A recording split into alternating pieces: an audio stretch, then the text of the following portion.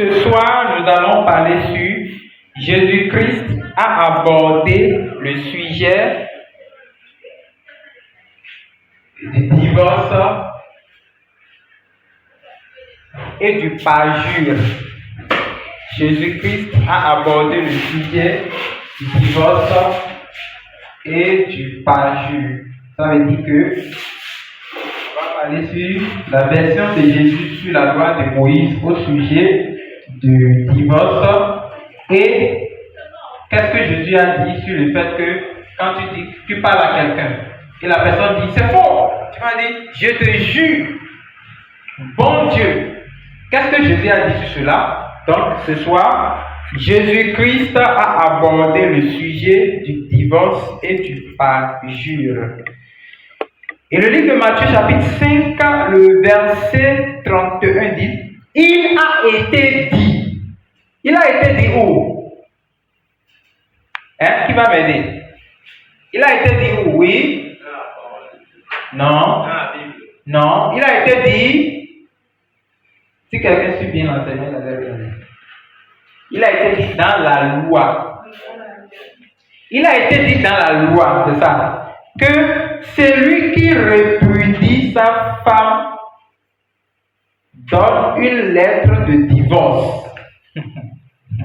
Amen. Ça veut dire que Jésus montre que la lettre, la loi, la Torah, la loi de Moïse avait dit que si quelqu'un a une femme et ça lui plaît de divorcer la femme, il lui fait une lettre de divorce. Et c'est reconnu qu'il a fait ce qui est juste. Mais Jésus, lui, qu'est-ce qu'il dit? Bon, avant de parler du divorce, il faut d'abord parler du mariage. Parce que celui qui n'est pas marié ne peut pas divorcer. Amen. Bon, Jésus lui dit, mais moi je vous dis que celui qui répudie sa femme, sauf pour cause d'infidélité, l'expose à devenir adultère. Ça veut dire que dans la grâce est contre la loi cérémoniale sur le mariage et le divorce. Et il refuse qu'aucune femme ne soit chassée seulement pour cause d'infidélité. Ça veut dire que Jésus apporte une clémence. Voudra dire que si quelqu'un se marie, c'est qu'il ne doit pas divorcer.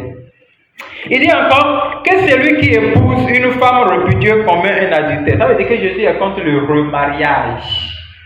Remariage. C'est qu'on voit aujourd'hui chez les soi-disant prophètes qui abandonnent les femmes pour remarier une autre femme. Et c'est eux qui connaissent faire le miracle aujourd'hui. Jésus est contre ça. Bon, on ne va pas quand même tirer sur ça parce que ça là, le sujet que Jésus a abordé là, c'est un peu long.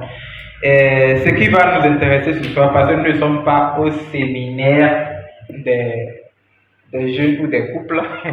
Bien, donc ce qui nous intéresse, c'est le verset 33. Et vous avez encore appris qu'il a été dit aux anciens, tu ne te parjureras point. Quand on dit parjurer, ça veut dire quoi? Quand tu viens ici, tu dis, j'ai vu 2 camions se sont cognés là-bas, ils ont pris feu. Tu dis, quoi? C'est faux. Il dit, je te jure sur la tête de mon grand-père qui est mort. Quand tu dis ça, quelqu'un va croire. En fait, l'homme est bête, quoi. Il faut faire du mal pour que, tu sais pas quoi. Il faut jurer. Il faut pécher pour qu'on croie en toi. Donc quand tu dis, je jure sur la tête de mon grand-père qui est mort, il va dire, ah bon? Allons-y voir. La Bible dit, vous avez encore appris. Où? On a appris où? Dans la loi. Très bien. Qu'il a été dit aux anciens, tu ne parjureras point. Donc c'est depuis la loi qu'on a refusé de jurer. Pas jurer. Ça veut dire jurer pas une chose. Ça c'est le mot pas jurer. Jurer pas une chose. C'est-à-dire jurer pas un être. Jurer pas une suprématie. Jurer pas sa tête. On jure, on dit même, je te jure sur mon baptême. Je te jure sur ma communion. Je te jure sur ceci, je te jure sur cela. La Bible dit que c'est depuis l'Ancien Testament que cela a été interdit. Il dit, mais tu t'as t'acquitteras envers le Seigneur, non? Tu t'acquitteras envers le Seigneur de ce que tu as déclaré passément. Ça veut dire que quand tu affirmes quelque chose que c'est vrai, si la personne veut te croire, il n'a qu'à croire. S'il ne veut pas te croire, il n'a qu'à laisser. Mais toi, tu reconnais et Dieu est témoin que tu dis la vérité. Tu n'as pas besoin de dire, je te jure, bon Dieu. Comment tu... Et même aujourd'hui, nous sommes tellement dans un problème que quand même les gens mentent, quand ils sont en train de mentir, là, ils jurent encore. Pourtant, ils reconnaissent qu'ils sont en train de mentir. Il n'a pas égaré l'argent. Hein. Mais parce qu'il connaît que s'il avoue qu'il a bouffé l'argent, là, on va l'emprisonner. Je t'assure, je te jure. Je te jure sur ma bague de mariage. Je t'assure. Je te jure sur mon dernier diplôme. Regarde ta vie. Hein? En fait, il me lance tous les langages pour montrer que ce qu'il dit, c'est vrai. Pourtant, il connaît bien que c'est faux. La Bible refuse. C'est un péché. Jurer, c'est un péché. Parce que si nous disons oui, que notre oui demeure le oui. Si nous disons non, que notre non demeure le non. Mais le fait de jurer par quelque chose, ça montre que nous étions dans le mensonge. Est-ce que Jésus dit, mais moi, je vous dis de ne jurer aucunement ni par le ciel, parce que c'est le trône de Dieu. Donc cela montre que dans la loi, tu pouvais jurer par Dieu. Tu vas dire, Dieu est témoin. Je jure au nom de Dieu. Mais dans le Nouveau Testament, la Bible dit, ne jurez plus. Quand tu dis Dieu, tu dis ciel. Ah, comment tu vas jurer? Il y a le trône de Dieu au ciel. Donc, quand tu jures par le ciel, c'est que tu te moques de Dieu Tout-Puissant. Il peut te punir. Quand tu dis quelque chose, si quelqu'un ne veut pas croire, qu'il laisse. Alléluia. Alléluia. Il dit, ne jurez ni par le ciel, parce que c'est le trône de Dieu. Le trône de Dieu est la seule chose contre laquelle on ne doit pas boucher, on ne doit pas blasphémer, on ne doit pas se lancer des langages. C'est le lieu le plus saint, le sanctuaire le plus saint que tous les lieux. Tout humain peut regarder une autre chose, mais il ne peut pas regarder le trône de Dieu. Ça n'existe pas, cette personne. C'est là le lieu très très saint. Si aujourd'hui même quand le soleil brille, tu ne peux pas regarder le soleil. Tu ne sais pas le trône de Dieu quand même que tu vas regarder comme ça. C'est Dieu qui a créé le soleil. Donc, ce n'est pas bien de jurer. Je te jure, ne jure plus. Il y a certaines personnes, même quand tu dis, jure-moi. Je te jure. Quand je te jure maintenant, ils croient. Ah, ça. Amen. Donc, la Bible dit que nous ne devons pas jurer, ni par le ciel, parce que là-bas c'est le trône du Tout-Puissant, verset 35, ni par la terre, parce que c'est son marchepied. Ça veut dire que ne jure pas. Il y a certaines personnes qui vont faire comme ça. Bon Dieu. Ça veut dire qu'il ne jure pas la terre. La Bible dit c'est le marchepied de Dieu, de ne plus, c'est son marchepied, de ne plus jurer, ni par Jérusalem. Je te jure au nom du temple. Je te jure au nom de l'église. Regarde, prophète, je te jure. La Bible dit, ne pas jurer parce que c'est la ville du grand roi. Ne jure plus. Je te jure sur la tête de mon premier-né, de mon premier enfant. Je te jure. Ça c'est pas ça. La Bible dit, ne jurons plus. Verset 36. Ne jure pas non plus par ta tête. Hein? Je n'ai même pas terminé. Ne jurons pas par notre tête. La Bible est contre ça. Oui. La Bible refuse le parjure. De jurer par quelque chose. Il veut seulement que nous déclarons la vérité. Mais c'est lui qui veut quand même dire la vérité, qu'on croit en lui. Il faut que lui-même, il ait l'habitude de dire la vérité. Parce qu'il y a certaines personnes, ils ont l'onction du mensonge. De la sorte que, même s'il dit la vérité, tu ne peux pas croire. Tu ne peux pas croire. Mais celui qui est vrai, il aime dire la vérité, même s'il ment, il ne va pas croire qu'il ment.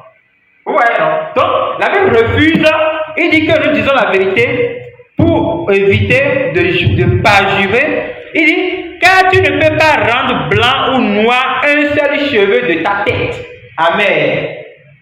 Les cheveux de notre tête ne doivent pas changer de couleur à nos cheveux. Dieu est comme ça. La couleur que Dieu a donnée à notre cheveu, c'est naturel. Changer la couleur à nos cheveux, c'est être contre Dieu. On n'a pas besoin de jurer avant de comprendre ça. Il a déjà dit, car tu ne peux pas changer, tu ne peux pas rendre blanc ou noir un seul cheveu. Ça veut dire que le cheveu de notre tête a soit la couleur noire ou soit la couleur blanche. Changer ça de couleur blanche en noir, c'est péché contre Dieu. Aujourd'hui, on a des vieilles personnes qui ont déjà des cheveux blancs sur la tête. Maintenant, ils vont faire passer des produits pour que les cheveux deviennent noirs. C'est péché contre Dieu. Ça veut dire qu'il insulte Dieu. Dieu, pourquoi tu as fait? Tu m'as protégé, je suis devenu vieux. Tu ne devais pas faire ça. Il lutte contre Dieu. On a encore maintenant des jeunes gens qui teintent les cheveux. Des gens qui mettent des choses dans les cheveux pour teinter. C'est insulter Dieu. C'est se moquer de Dieu en disant Dieu, pourquoi tu ne me rends pas vieux?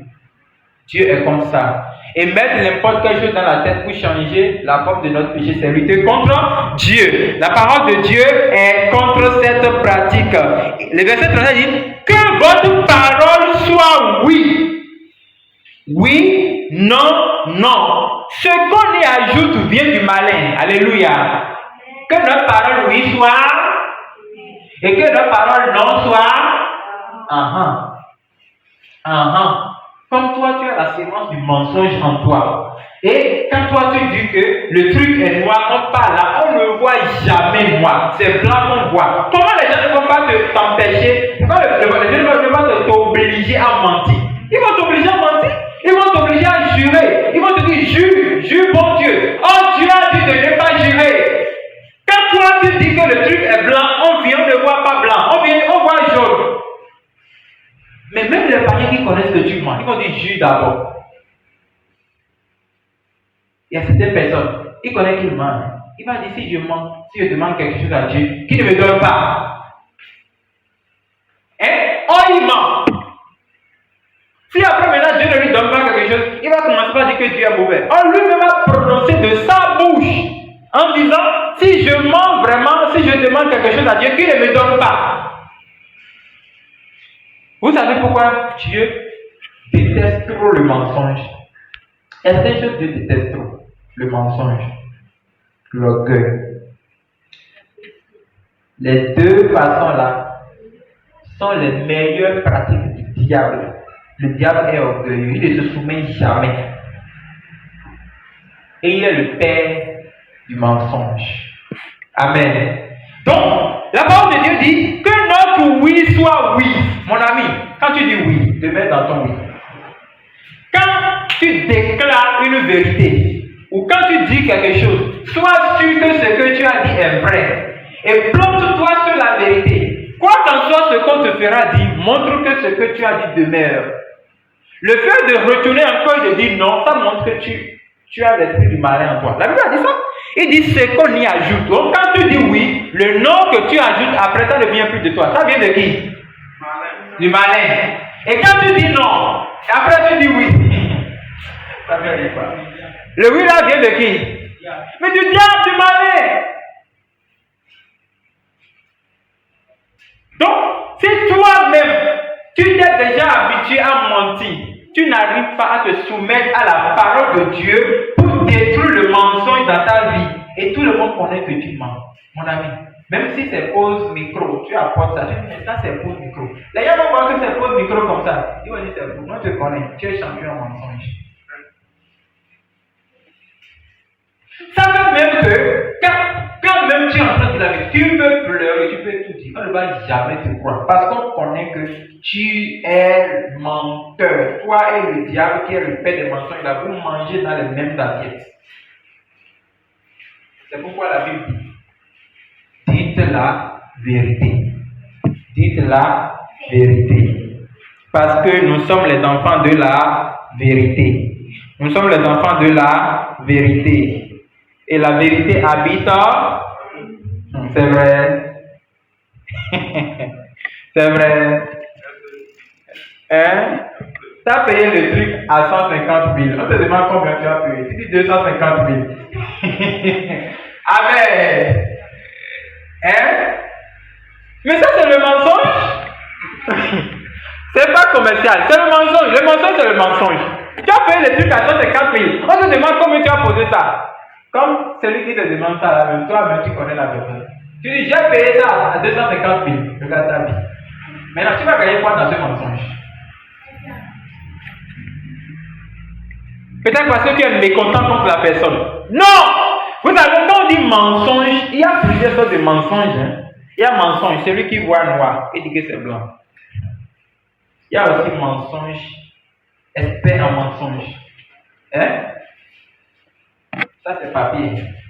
Hein? Puisqu'il est expert en mensonge, il va passer par tous les moyens pour te prouver que ce n'est pas papier. Amen. Il va te prouver. Et toi, peut-être tu dis, mais c'est vrai. Là, tu t'es transformé par l'onction du mensonge. C'est ce que le diable est. Le diable, là, quand il voit noir, il ne dit pas que c'est blanc. Il dit que c'est noir. Mais il te dit que c'est noir, hein. Mais tu finiras pas comprendre que c'est blanc. C'est ce que le diable est. Et si un chrétien ment, c'est qu'il a la semence du diable en lui. C'est pourquoi nous devons chaque fois apprendre à beaucoup réfléchir avant de parler. Ça nous évite le péché. La Bible a dit ça, que dans nombreuses paroles, nous ne devons pas rester sans le péché. Amen. Et le type de mensonge. Quand toi tu entends quelque chose ici, tu fais tout possible pour publier ça. Ou quand tu vois quelqu'un, quand tu ne publies pas là, tu ne te sens pas à l'aise. Ou toi là, ton problème c'est parole. Quand tu ne parles pas, on dirait que tu n'as pas mangé aujourd'hui. Ta nourriture c'est parole. Mais quelqu'un qui vit cette vie ne peut pas rester sans mentir. Non! Pourquoi chez les grandes personnes, quand tu vois quelque chose comme ça, tu appelles quelqu'un et tu dis, allô? J'ai déjà vu ça, hein? C'est lui! Ce que tu dis, c'est la vérité, hein? Mais quelqu'un qui est avant, c'est comme ça, il reste à côté de ça. Il te donne ça à la bouche, il dit, fais-moi ça, menteur. Pourquoi? Parce qu'il connaît que si tu fais ça aujourd'hui, tu peux détruire la société de demain. Parce que ce qui ne te concerne pas, toi tu mets ta bouche dedans. Mais tu es menteur. Qui t'a demandé ça? C'est pourquoi nous aussi chrétiens, la Bible dit, on va y arriver après. Quand la Bible parle de la langue, nous devons garder notre langue. C'est pas la bouche, non. La bouche c'est rien. La bouche c'est le truc des femmes. Mais la langue, l'élément le plus dangereux dans le corps humain, c'est la langue. Quand la langue sème, personne ne peut enlever. C'est fini. Donc nous devons aussi apprendre à discipliner notre volonté de parole. Ça veut dire que quand tu as envie de parler, écoutez, moi avant, quand j'ai envie de parler, vous savez ce que je fais? Quand j'ai envie de parler comme ça, je prends ma Bible, je mets ça devant ma moto. Je fais boum, je descends à la maison, je m'embête. Et je dis bon, aujourd'hui on va parler. Et tout le monde s'assied. Quand je parle, tout le monde me respecte parce qu'on me connaît. Je dis, aujourd'hui je prends ma Bible comme ça, je commence à prêcher. Et il m'écoute bien. Hein? Et quand je finis, on pose des questions, je dis bon, j'ai juste envie de parler ici, je prépare maintenant, je parle chez moi. Ça fait que tu ne vas pas trop pécher. Mais quand tu as envie de parler et tu occupes ça à la parole de Dieu, tu ne vas pas trop pécher. Vous voyez? Donc, quand je sens l'envie de parler, soit je prends ma Bible, soit moi, c'est je prêche dans ma chambre. Je prêche, je dis Amen, je prêche avec puissance. Amen. Je prêche. Parler seul, ce n'est pas la folie. Non. Ou je chante seul, je danse seul. En fait, pour ne pas donner gloire au diable. Parce que le fait que je vais quitter était maintenant allé dire, hé, j'ai un frère, frère Jacob, c'est chez lui que je passe souvent. Frère Jacob, écoute, l'affaire de frère Isidore et de frère Zéphirin là, tu es sûr que l'affaire là est claire? Il va dire, oui. Moi, mais je me dis, je sais pas, hein? Si lui-même n'est pas fort dans la foi, il va commencer par continuer. Mais si il va te dire, mais l'affaire ne me concerne pas, il n'a qu'à gérer les choses. Là, il t'a fermé la bouche. Mais s'il continue dans ce moment, qui l'a fait pécher? C'est moi qui l'a fait pécher parce que je l'ai introduit dans ce qui ne le concerne pas. Alléluia. Alléluia. Donc, Dieu demande à ce que nous apprenons à dire la vérité. Et rien que la vérité. Que notre oui soit oui, que notre non soit non, que quand nous disons non, ça ne devient pas oui, et quand nous disons oui, que cela ne devient pas non. Amen. J'ai terminé la partie sur le parjure. Je vais aborder l'autre partie. Ça veut dire qu'on a vu deux thèmes aujourd'hui. Jésus-Christ aborde le sujet de la vengeance. Jésus-Christ aborde le sujet de la vengeance. C'est le deuxième thème d'aujourd'hui. On va lire la référence dans le livre de Matthieu chapitre 5, verset 38. Matthieu 5, verset 38, Jésus-Christ a abordé le sujet de la vengeance. Oui. Vous l'avez appris qu'il a été dit, œil pour œil, non pour non. C'est bon. Vous, moi, j'ai appris qu'il a été dit dans la loi que l'œil pour et dent pour dent. Ça veut dire quoi? Quand toi, tu enlèves l'œil de quelqu'un dans l'Ancien Testament, on enlève aussi ton œil. Si tu gifles la personne une fois, on te gifle encore.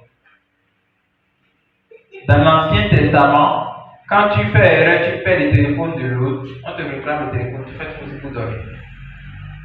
C'est ça la loi. La loi, c'est fais-le pour moi, je te le ferai. Si tu me dames, je te dame. Tu me gifles, je te gifle. Ce que tu fais à l'autre, on te le vengera. C'est ça qu'on appelle œil pour œil, dent pour dent. L'œil, c'est l'observation.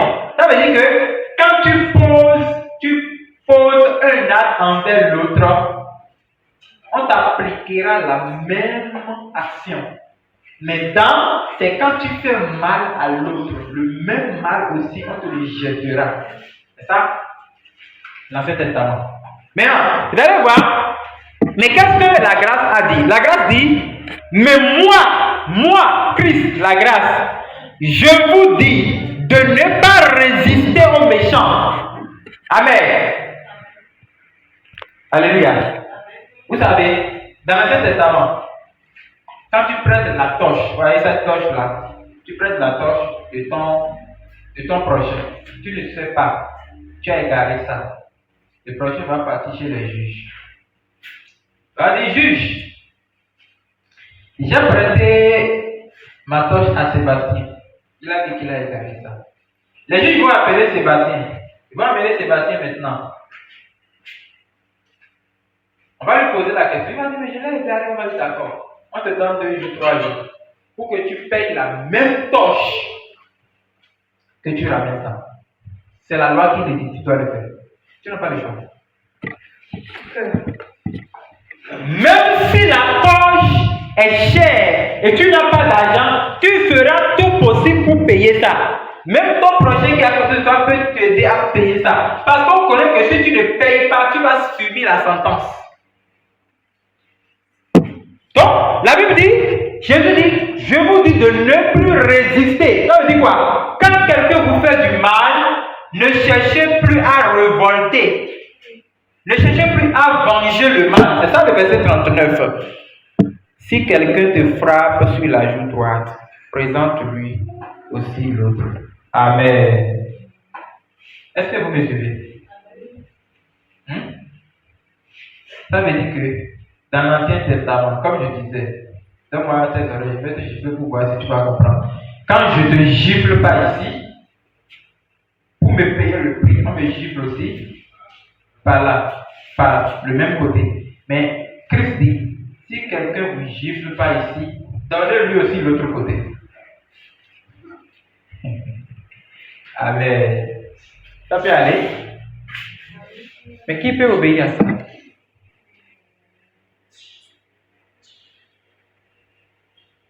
Vous pensez que c'est facile d'obéir à la grâce? Hein? C'est pas facile d'obéir à la grâce. Hein? La loi était difficile, on dit. Mais je vois que la grâce est encore plus difficile que la loi. La loi dit, quand on ne te gifle pas ici, donne-la à la personne, pas ici, et laisse-le passer. Mais la grâce te dit, quand on ne te gifle pas ici, là, oublie-le, donne-lui encore l'autre côté. Ah! C'est pas facile de faire telle chose. Cela montre que la grâce est en train de faire travailler notre être à apprendre à ne rien garder, mais à tout lâcher. C'est tout. Mon père m'a donné un témoignage. Il y avait un chrétien. Dans son quartier, on se moquait de lui. Un jour, ils l'ont encerclé. Ils voulaient se battre avec lui, des païens. Et le chef dit, hein, même il est écrit dans la parole de Dieu que quand on te gifle à la joue droite, te donner de l'autre. Puis il lui donne. Il lui a bien donné. Il dit maintenant, donne-moi de second côté. Le monsieur lui fait comme ça. Il donne ça. Et il voulait gifler comme ça. La main n'est plus revenue. La main est restée comme ça. Et quelque chose va soulever maintenant et le mettre en l'air. Tout le monde va commencer par fuir. Parce qu'il voulait tenter Dieu. On ne tente pas Dieu. C'est pas parce que Dieu a dit que quand on te gifle à la joue droite, quand on gifle un chrétien à l'autre côté, qui donne l'autre côté, que toi tu vas aller lui tenter pour dire ok, je te gifle, donne-moi l'autre côté. Ah, si tu veux, je vais te laisser. Si la personne me gifle, je vais me laisser gifler. Tu ne vas jamais regretter dans ta vie. Oui? Si c'est dans la persécution vraie là, quand je tourne l'autre face là, il n'y a pas cette personne qui va résister. Il va venir avec toi. Quand je prends le feu, je dis tire, vas-y tire. Il va tirer, on va voir. Si je lui donne ça, il joue. Il va au moins servir une leçon. Donc, Jésus n'a pas été bête quand il parle. Il savait que dans la loi, c'est l'homme même qui venge. Mais dans la grâce, il retire la vengeance de l'homme et il garde ça pour lui-même. Donc, c'est lui-même qui venge pour celui qui croit en sa parole. Donc, si moi je crois que je suis maintenant né de nouveau dans la grâce, si quelqu'un me gifle, je lui donne l'autre côté. C'est pas forcément gifle, hein. Ça veut dire que quand quelqu'un pose un acte envers toi, ne te retire pas de la personne. Un petit exemple. Il y a certaines personnes, quand tu leur fais du mal, ils commencent par se retirer un peu. Ah non, depuis qu'il m'a fait ça, pourquoi je le fais? Jésus n'a pas enseigné comme ça. Non. Je n'ai pas ça. Moi, je n'ai pas ça en moi. Quand tu me fais quelque chose de mal aujourd'hui, demain, je fais ce que je fais. Bon, peut-être, si j'ai une leçon particulière à te donner, je te mets le ciseau, je te coupe quelque chose. Je fais tout possible pour que toi me tu viennes. Ça, c'est une autre chose. Mais toi et moi, on s'entend, mais tu fais quelque chose de mal. Je vais tenir compte de ça pour ne plus venir chez toi. Je ne vais pas te faire ça.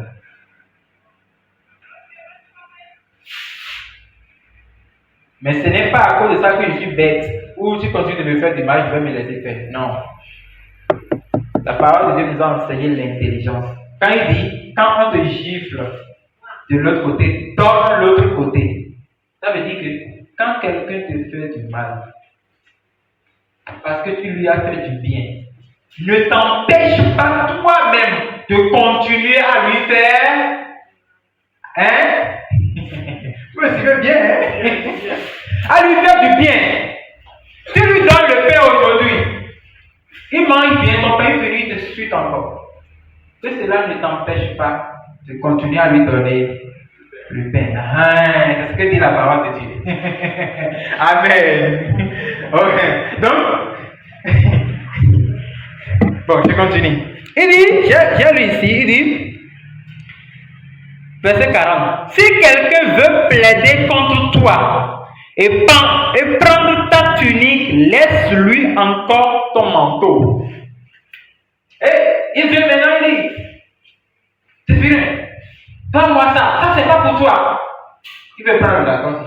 Enlève ça. Donne-lui ça. Le Lacoste ne va pas le suffire. Donne-lui aussi le pantalon. C'est ce que Jésus dit.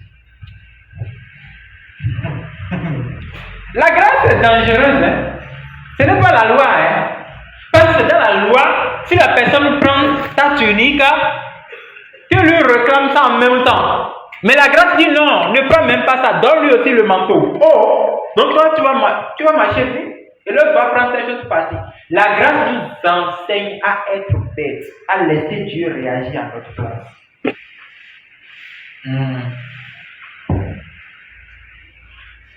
C'est ça.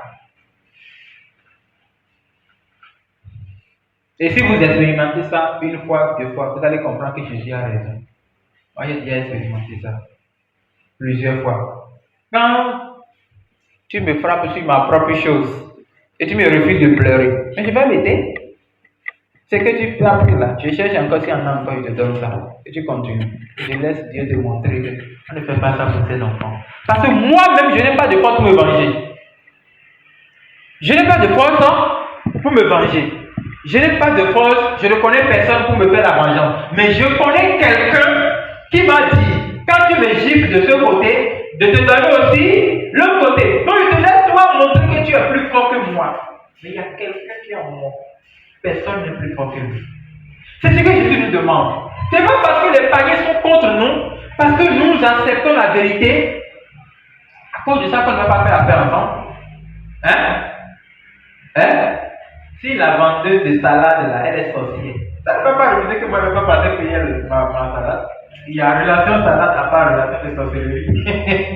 Amen. C'est ça, non? Moi je vois des chrétiens, oh, la dame là qui vend le béni là-bas, elle est sorcière, il ne faut pas aller payer le béni. Je lui ai demandé ça. Je lui ai demandé le béni. J'ai payé avec mon argent, non? Même s'il met ça dedans, ça ne va pas m'attaquer, c'est faux. Même s'il met la sorcellerie dedans, oh. Le jour, je vais voir que la sorcellerie est entrée dedans, je ne vais même pas prier avant de manger. J'ai payé avec mon argent. Je ne lui ai pas demandé son béni. Donc quand je paye, l'argent qui paye. Si je lui ai demandé, ça veut dire qu'il m'a donné gratuitement. Mais ce que je paye là, il y a une différence entre être sorcière et être vendeuse. Selon moi, elle est vendeuse. J'ai déjà vu des chrétiens. Ah, la dame là qui vend le corps là-bas. Là. Attention, elle est sorcière. Elle est sorcière. D'accord, merci. Moi, je suis parti payer comme et non demander sorcellerie. Donc, ce n'est pas parce que les païens sont contre nous à cause de la vérité qu'on ne va pas faire affaire ensemble. Non. Il y a certains païens qui ont vraiment des problèmes. Et quand tu vois que son problème va influencer ta foi, tu décides de l'éviter pour que cela ne blesse pas ton esprit. Amen. Mais quand tu ne vois pas qu'il est quelqu'un de gens, mais il est contre seulement ta foi. Mon ami, vous savez, moi je peux vivre 20 ans avec quelqu'un sans lui parler de Jésus.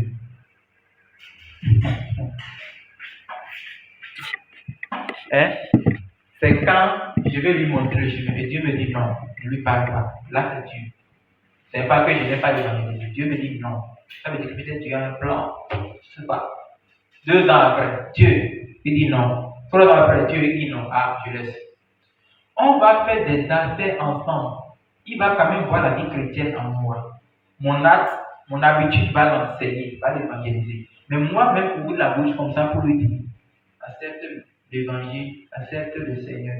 Jamais. On va quand même être de bons amis, faire de bons business. S'il est encore fidèle dans le business, c'est fini, il est gâté. Pourtant, est-ce qu'on parle le même langage spirituel? Non. C'est ça qu'on appelle même la sagesse. La sagesse consiste à savoir discerner les choses. Aujourd'hui, dans la vie chrétienne, il y a trop de mélange.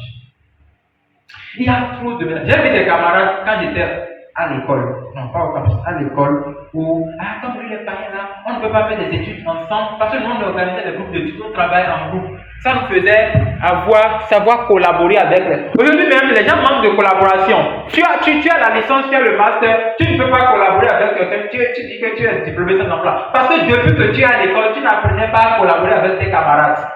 C'est ça. Donc comme les païens, ils ne peuvent pas rester dans un groupe d'études. Et ils séparent le groupe d'études des païens et des hébreux. Moi, j'ai vu seulement.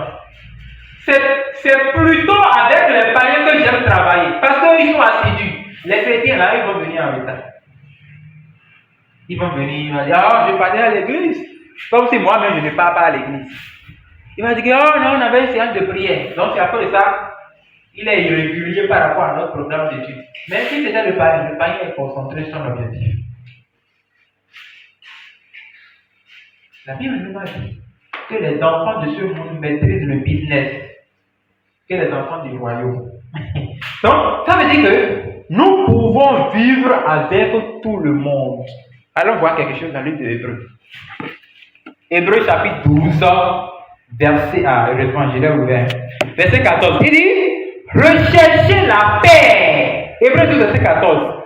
Recherchez la paix. C'est quoi la paix? La paix, c'est un don de Dieu qu'il donne à ceux qui croient en lui. Ce n'est pas la paix, je vis en paix, tout va bien aujourd'hui, c'est pas ça. La paix, c'est la paix du cœur, la paix de l'âme. Ça veut dire que tu te lèves comme ça, tu sens dans ton âme que tu es en relation avec Dieu. Tu sens dans ton âme que toi et Dieu, ça marche entre vous. Tu vois cette paix-là. Quand tu prends ça, tu pars dans ton boulot. Tout le monde t'aime. Tout le monde t'apprécie. Façon voit que lui là, il n'a pas de façon. Il est bon. Il est assidu. Il est régulier. Il est vrai. Il n'est pas menteur. Il ne corrompt pas. Il est exemplaire. Il est un modèle. Ça, c'est la paix. Quand tu as affaire avec quelqu'un, la personne voit en toi que tu as quelque chose qui attire. Alléluia. Amen. J'étais parti en mission quelque part. J'ai vu des jeunes filles. Et chaque fois quand j'ai fini le culte là, maintenant ils vont venir avec les 15 exercices. Jeune comme garçon, pas vraiment exercice. C'est une jeune fille, à cause d'une jeune fille, je ne veux pas. Et je vais corriger les exercices, Maintenant, quand j'ai terminé la mission, j'ai vu la fille. Il y a une fille là, elle vient rapidement. Tout elle vient chez moi. J'ai dit, comment ça va? Il dit, comment ça peut aller? Comme je l'ai laissé. Elle dit, même si je voulais, toi tu peux continuer, non? Il dit, non, ça ne marche plus. Hein. Et je n'ai pas eu la moyenne. J'ai dit, tu n'as pas la moyenne, pourquoi? Et si je n'ai venu, il dit, non. J'allais venir, c'est pourquoi j'étais venu. Il fallait rester un peu. Et elle pouvait dire un jour, ah, évangéliste, si seulement vous voyez mon professeur en classe. Parce qu'elle sent que si seulement, façon, j'explique la parole de Dieu, je peux venir expliquer le cours comme ça facilement, il peut comprendre. Et moi-même, je sais, c'est vrai. Ce qui m'a permis de mieux travailler à l'école, c'est la parole de Dieu que j'enseigne. Vous voyez, non? Donc, si tu as la paix, avec la paix, quand quelqu'un est avec toi, il se sent attiré par la paix. Il voit que non, rester avec cette personne, c'est bien. Hein? Tout le temps, tu vas même voir que, même si tu as tes propres erreurs, tu as tes propres fautes, mais tu vas voir que les gens ne s'intéressent pas trop comme ça. Ils voient que tu es admis. Sauf peut-être quelqu'un qui a le démon en lui. Quand moi je vois quelqu'un qui comme moi, je sais que je suis le démon.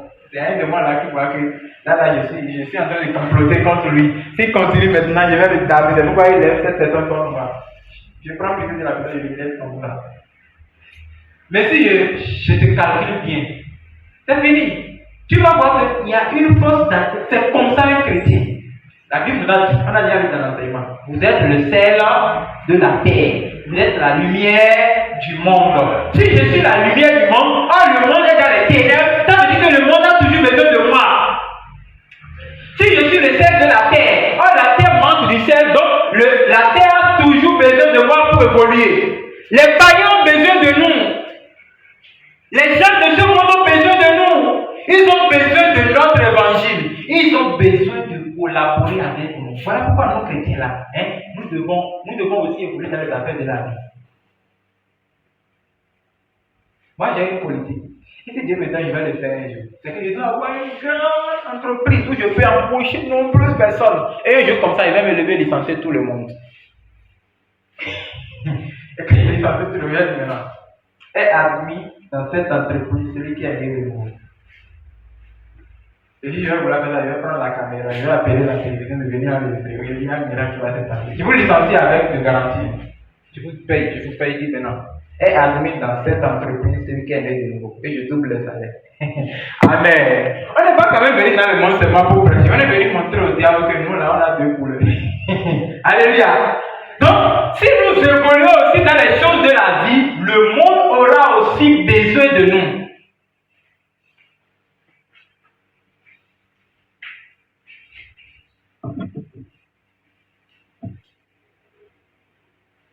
Recherchez la paix avec tous, frères et sœurs. Si toi tu es chrétien et tu n'as pas la paix avec tous ceux avec qui tu es, qu'est-ce qui prouve que tu es un chrétien?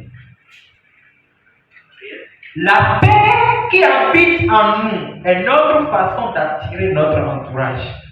Moi, je m'en fous, même si la personne parle mal de moi, c'est un problème. Vous savez qui a mis le temps, il a mis le temps. Quand je passe par là, je le vois en train de m'avancer de moi, il y a quelqu'un. Ce que Dieu me dit ne parle pas. Oh. Le jour j'entends que tu parles mal de moi, le jour là, c'est là que je m'habille bien, je serre bien ma cravate. Je passe pour que tu parles bien. Ça tient le temps. Parle, on y va. Parce que je n'ai aucun souci avec toi. Nous, chrétiens, nous devons apprendre ça là. Quand tu entends quelqu'un parler mal de toi, te lancer des mauvais noms qui considère ça comme quelque chose qui pèse ta foi. Mais aujourd'hui, les chrétiens aussi sont tellement animés que quand tu entends ici, toi-même tu pars dire là-bas. Tu entends ici, tu pars dire là-bas. Quand est-ce que tu vas faire ça là pour grandir dans la foi? Alléluia. La Bible dit, recherchez avec tous la paix. Nous devons avoir la paix avec tous ceux qui nous entourent. Et la sanctification sans laquelle personne ne verra le Seigneur. Alléluia. Alléluia. Très bien. Donc, le verset 41. Si quelqu'un te force à faire 1000, fais-en 2 avec lui. Et la grâce. Ça veut dire que si quelqu'un t'offense plusieurs fois, que cela ne te décourage pas. Ah, ça. Oh, dans l'Ancien Testament, si quelqu'un te fait du mal, épargne-toi de lui. Sauve-toi. Mais le Nouveau Testament dit, non, c'est pas ça. Si quelqu'un cherche à te frapper 1000 fois, laisse-le te frapper encore 2000 fois. Dieu voulait tuer le problème qui habite dans l'homme. Il voulait faire taire l'esprit de l'ego, non, de l'orgueil qui habite dans l'homme. Il voulait le faire taire par son prochain. Ça, c'est la loi avec son prochain. Ça veut dire que, comme toi, tu ne supportes pas comme tu piétines. Dieu place un frère à côté de toi pour te piétiner chaque fois. Tu piétiner chaque fois. Tu piétiner chaque fois. Et c'est mal. Dieu te dit non, je t'ai déjà dit non. Si tu fais 1000 fois, laisse-le faire 2000 fois. Il te piétine bien. Comme toi, tu n'aimes pas quand tu prends ta tunique, Dieu te place une sœur à côté de toi qui prend ta tunique. La Bible dit, donne-lui aussi ton manteau. Comme toi, tu n'aimes pas quand te gifle de l'autre côté, Dieu place un frère à côté de toi. Il te gifle. La Bible dit, donne-lui l'autre côté aussi. Comme toi, tu n'aimes pas qu'on t'offense, tu venges. La Bible dit, Dieu te place quelqu'un à côté de toi pour t'offenser chaque fois. Et tu n'as pas le droit de te venger. C'est ça la loi de la nouvelle alliance. La loi de la nouvelle alliance regarde que le chrétien se taise. Il ne demande pas au chrétien de se faire venger. Christ, il n'a pas péché. Nous on pêche, non. Nous on est des humains. Non. Il n'a pas menti. Il n'a pas volé. On s'est levé un jour, on a fait un procès contre lui. Loué à la croix. Il est resté silencieux. La Bible nous enseigne aussi le silence.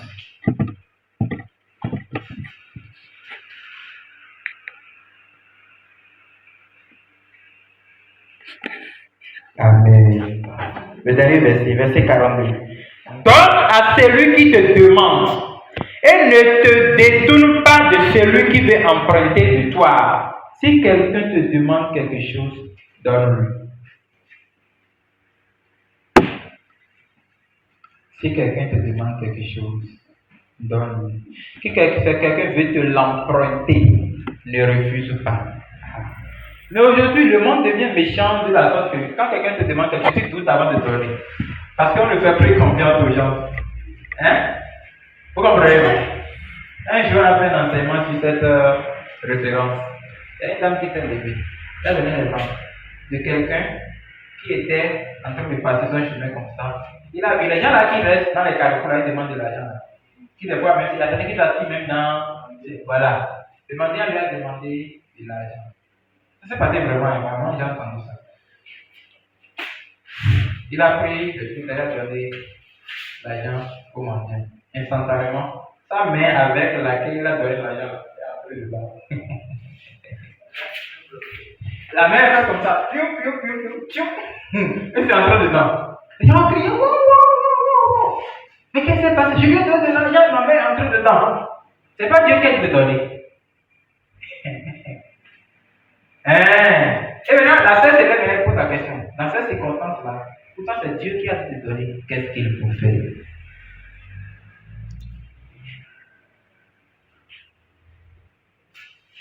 Le livre de Romains a dit, car tous ceux qui sont conduits par l'Esprit de Dieu sont les fils de Dieu. Cette référence-là a déjà fait beaucoup de confusion dans ma tête. Quand je voulais grandir avec Dieu, et je cherche à connaître Seigneur, est-ce que je suis vraiment ton enfant? Est-ce que je suis vraiment ton enfant? Montre-moi que je suis ton enfant. Si je suis ton enfant, fais-moi voir telle chose. Tu ne vois pas. Ça veut dire que tu n'es pas enfant de Dieu. Il dit non, si je mets maintenant, je ne vais pas en faire comme ça. Donc ça veut dire que même quand je prie, ce n'est pas devant toi que je prie. Donc quand je lis ta parole, ça veut dire que je ne vois rien. Si la personne était enfant de Dieu, est-ce que la magie là va l'attaquer comme ça? La magie ne peut pas l'attaquer comme ça. Tu as pitié de quelqu'un, tu lui donnes quelque chose et ta main entre dedans. Il n'était pas enfant de Dieu. C'est aux enfants de Dieu que la Bible dit donner. Si tu n'es pas enfant de Dieu, ne donne pas. Amen. C'est aux enfants de Dieu que la Bible dit, si quelqu'un n'a pas quelque chose et il demande, donne-lui. Toi, tu n'es pas enfant de Dieu, tu vas donner. Tu vas ramasser des problèmes. Et là, quand tu les donnes comme ça, c'est que tu as donné ta destinée. Ça existe nombreux au Nigeria. Ça existe nombreux au Nigeria. C'est pourquoi je connais des gens qui ne donnent jamais. Même moi qui vous parle, quand quelqu'un me dit quelque chose, j'écoute Dieu. Quand Dieu dit donne, si c'est million qui est dans ma poche dans ce moment-là, je doute de ne pas tout donner. Parce que je vais donner. Mais quand Dieu dit ne le regarde pas, continue. Mon ami, tu peux lire des versets de Bible de toute la vie, je ne vais pas te donner là. C'est Dieu qui me parle. Ceux qui sont conduits par l'Esprit de Dieu sont les fils de Dieu. C'est Dieu qui me conduit.